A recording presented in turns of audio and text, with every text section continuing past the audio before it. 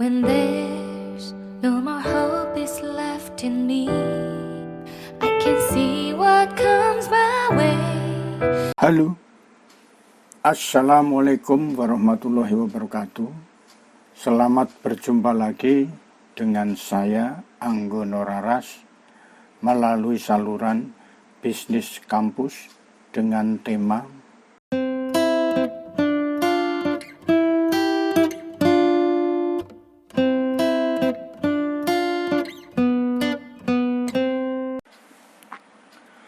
pengaruh globalisasi dan teknologi mempunyai dampak secara global.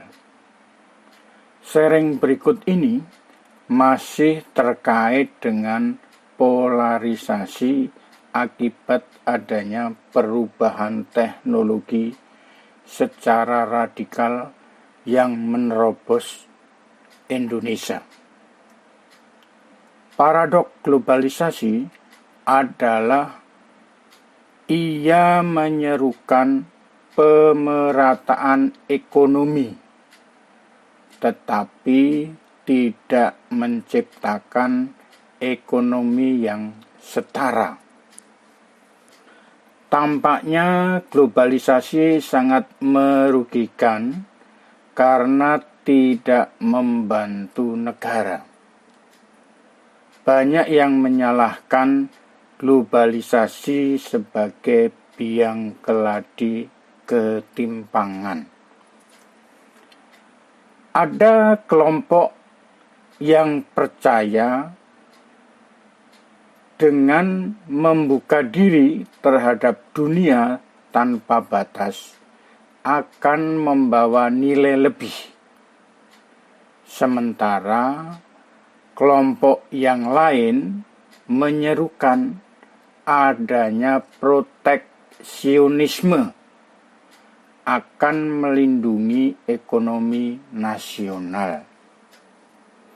Bila kita amati sejak Pileg tahun 2019, terdapat 14 partai yang ikut ajang Pileg pada waktu itu. Dari 14 partai ini yang dapat terus mengikuti putaran Pilpres sebanyak 9 partai, yaitu PDIP dengan 128 kursi, Golkar 85 kursi, Gerindra 78 kursi, Nasdem 59 kursi, PKB 58 kursi, Demokrat 54 kursi, PKS 50 kursi, PAN 44 kursi, dan P3 19 kursi. Pada saat Pilpres, terjadi polarisasi partai dalam rangka mencapai threshold partai yang dapat mencalonkan diri menjadi presiden dan wakil presiden. Polarisasi yang terjadi adalah dua pasangan calon presiden dan wakil presiden yang berkompetisi. Ada kutub Jokowi Ma'ruf Amin di Pilpres 2019. Didukung oleh PDIP, Golkar, Nasdem, P3, PKB, Hanura, PSI, Perindo, dan PKPI. Sementara kutub Prabowo Sandiaga Uno terdiri dari 5 partai, yaitu Gerindra, PKS, PAN, Demokrat, dan Partai Berkarya. Di samping itu juga mendapat dukungan dari ulama. Kemudian pada saat pelaksanaan pemerintahan yang baru, penentuan kabinet timbul hal yang tidak terduga. Prabowo dan Edi Prabowo masuk dalam kabinet. Sehingga muncul ungkapan, ngapain capek-capek pilpres kalau akhirnya gabung. Gabungnya Gerindra ke pemerintah akhirnya terjawab dengan tertangkapnya Edi Prabowo oleh KPK, yaitu mengambil uang negara dengan jalan yang tidak semestinya.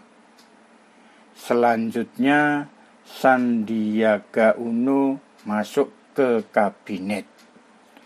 Alasan Sandiaga Uno mau jadi menteri bahwa COVID-19 ini adalah game changer.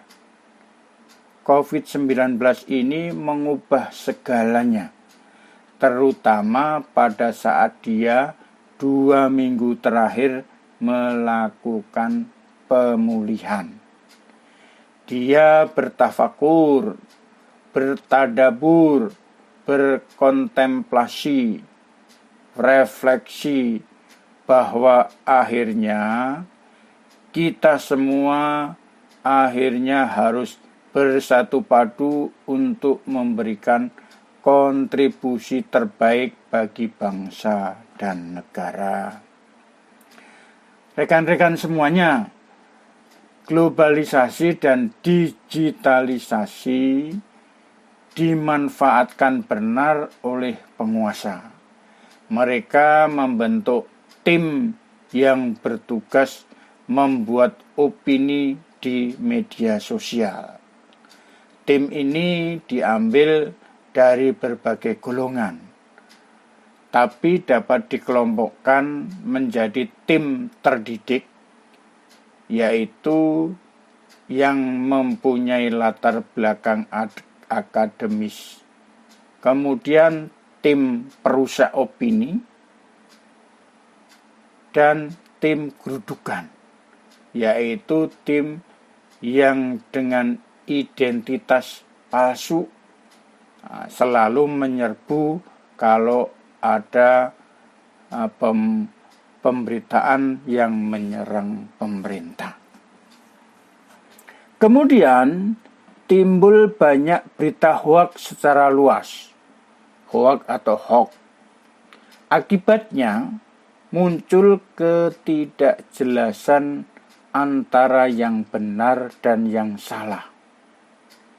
Muncul orang saling hujat antar agama yang sama, tapi beda mazhab.